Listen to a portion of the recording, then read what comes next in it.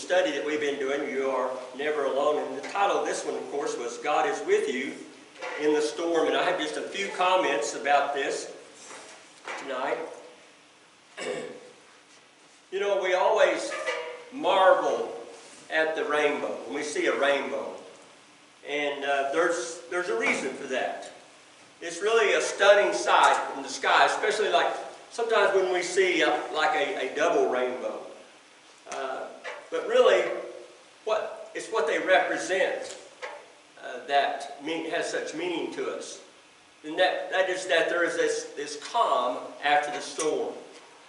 And I think that when we're in the midst of the storm, though, we're not thinking about the coming rainbow. We're too focused on the storm in which we're in. We're just trying to get through it, or out of it, or away from it. And so, but during the storm, during the most difficult times in our life, it's easy to become so focused on the problem and whatever is causing the problem, that we miss out on what is happening in the midst of it. What is God doing in this midst of this storm? And as I have, counseled some over the years, and try to help people to see that. What is God teaching us in the midst of this storm? What is God trying to show us in the midst of this storm? And I think some of you tonight can recall events in your life where some of the most difficult times of your life and facing storms of your life, that God has revealed to you great things during this time. Well, tonight we looked at two more miracles of Jesus that John relates in his gospel. And the first one we've seen tonight was the feeding of the 5,000 men, and plus that was just the men, it wasn't the women and children. And the second one involved the delivering of the disciples from the raging storm at the Sea of Galilee. I think that these two miracles, they prove to us two things. And they're two very important things. First of all, Jesus is always with us in the storm. That's what the teaching is about. Jesus is with us in the storm. And the second thing is that He knows how to get us out of it. I think that's so important. And I think that both of these truths, knowing that He is always with us, knowing that He always has an answer, this will help us to endure these hardships. Because the truth is that hardships, they bind us, they make it difficult for us to see a way out. They make it very difficult for us to experience the presence of Christ, even though He is right there. I want you to think about that. He is right there with you. I think that, but He also wants us to know that He is with us in the midst of them. But not only that, He is still there when it's all over. He doesn't just show up as a life preserver, as I've seen some illustrations. He's there after the storm to continue to minister to us. I want you to think about tonight about your closest relationships. It could be your closest relationship is with your spouse, or maybe with a best friend. And I want you to think about this question. What has made it so special? What's made this so special, and why has it lasted so long? Well, when you think about it, when you carefully examine that relationship, you'll probably find out that it's because that the two of you have endured difficult trials together. And that's when we think about Jesus. What makes our relationship with Him so special is because He has always been with us there in the trials, in the hardships. We can always rely on Him. We can feel His very presence in our life. When we think about that way, we think about these special relationships we have with people. We might, a simple question with a simple answer, did it make it easier? Did it strengthen you? Did it help strengthen you? In other words, were you able to grow through this relationship? Absolutely. Well, it's our same way with our relationship with Christ. He helps us to grow. He strengthens we become greater, stronger, if you would, but not only stronger physically, but also in our faith and in our trust and in our obedience, because we do know that He is there. The same way with Christ. He is not just there to be your problem solver. He doesn't just show up in the rainbow. We could say, well, if we could just see through the storm, we see Jesus. Another great illustration. But that's not it. He is there step by step to the rainbow, to the calm, when we look at this. If we were to look at this miracle tonight about the raging sea, there's much more. We could spend much time talking about that, because that's exactly, He was there all the way through that storm. And then finally the calm came, but He was still there. He was still there. So that's really important to know that, because I know that all of us struggle, and we might say it's because of a physical ailment that we have.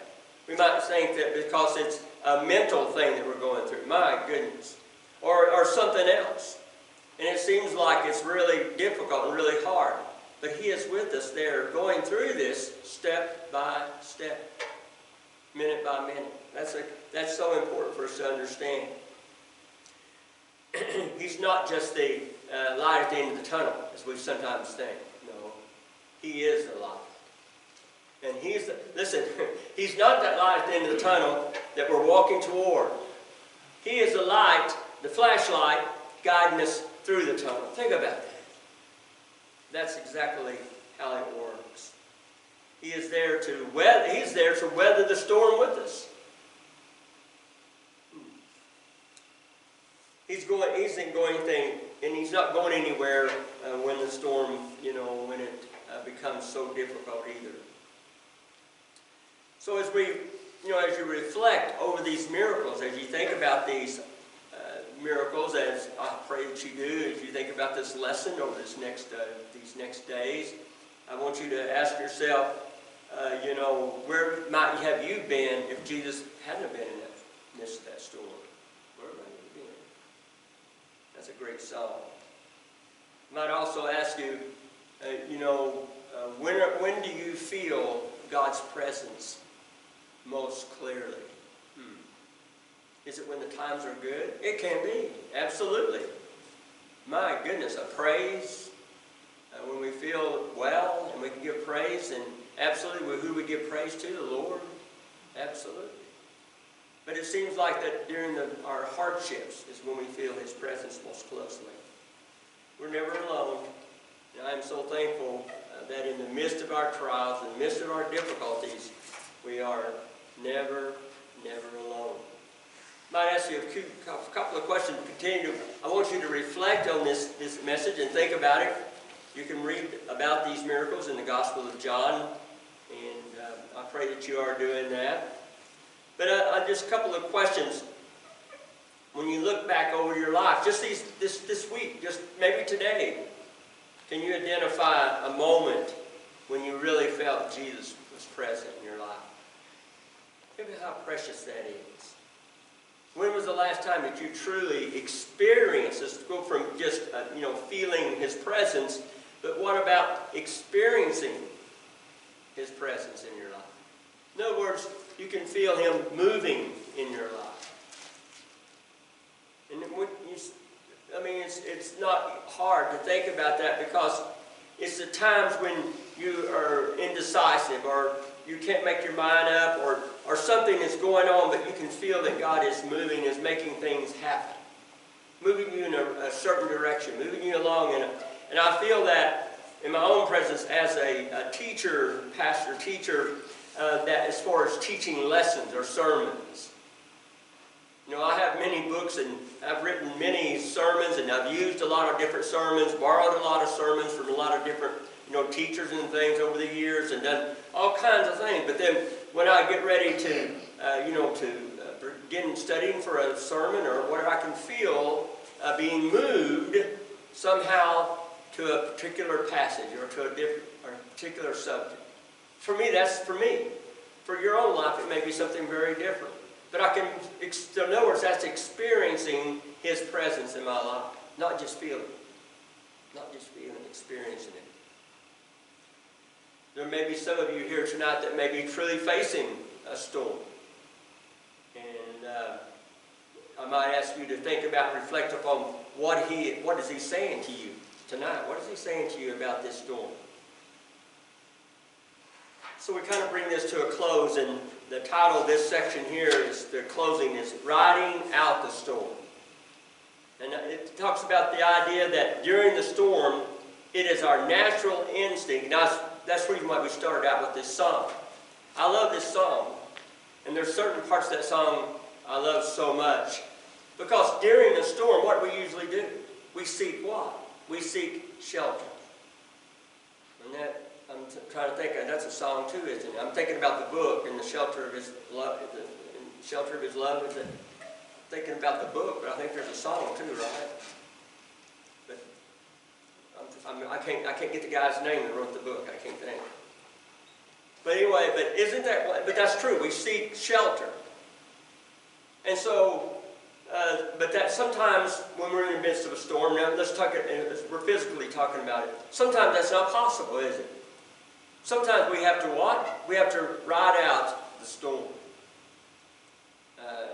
Have you ever been out, doing a chore or on the road or whatever, and you simply had to ride out the storm? That's exactly what was happening to the disciples there on the Sea of Galilee. There's no choice but to ride out the storm. The money doesn't appear like you thought it would. That relationship that you have, it's been so good, is all of a sudden it's not so good anymore. You're not getting along with that person. Something's not happening in your family, whatever. The illness just doesn't seem to go away. At these times, it seems like the only way out of the storm is to go through it. To go through it. So really, you think about this teaching tonight, it's almost like we should start out, but in that way. That sometimes we have to simply go through the storm. We can't go around it. He is there with us, but he's not taking us out of the storm. We have to go through it. I think this is a wonderful illustration in this teaching tonight. He could have taken those disciples out. Where did he come from? He just walked across the water there. He was somewhere. But he came into the midst of the storm, and there they were, and they rode the storm out together. I think that perhaps this is why Jesus performed this miracle on the sea, to show that with the disciples, as they rode out the storm, he is there with them. And I think in the same way, we can know that he will always be present as we ride out the storms in our life too. Well, that is our session tonight. Next week, our session is the God is with us in the dark, and we'll be looking at the healing of the blind man. We'll be looking at John chapter 9 next week, and verses 17 through 25.